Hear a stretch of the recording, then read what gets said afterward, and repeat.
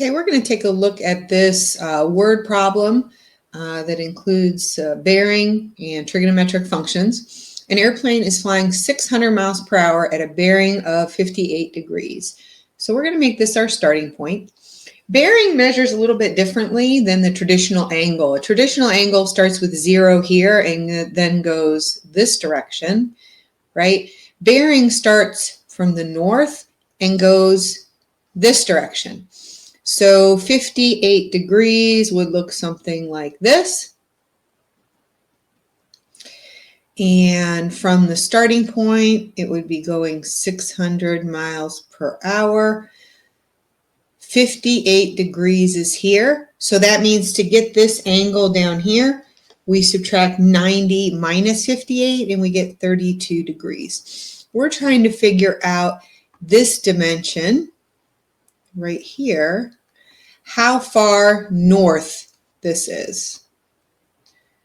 So let's just go ahead and make that variable y.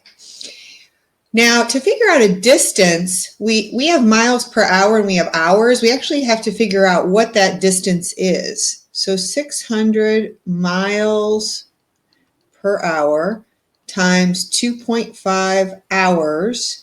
The units of hours cancel out, and we get 1,500 miles.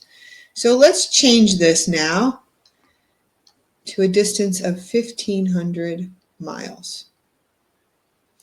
So we have our angle, we have the hypotenuse of this triangle, we're looking for the opposite side. So the best trig function to use would be sine. Sine of 32 degrees equals y over 1,500, opposite over hypotenuse. If I multiply both sides by 1,500, that should give me the distance. Need to make sure that your calculator is in degree mode versus radian mode. 1,500 sine of 32. To the nearest mile, I get y equals 794.8, which is approximately equal to 795 miles.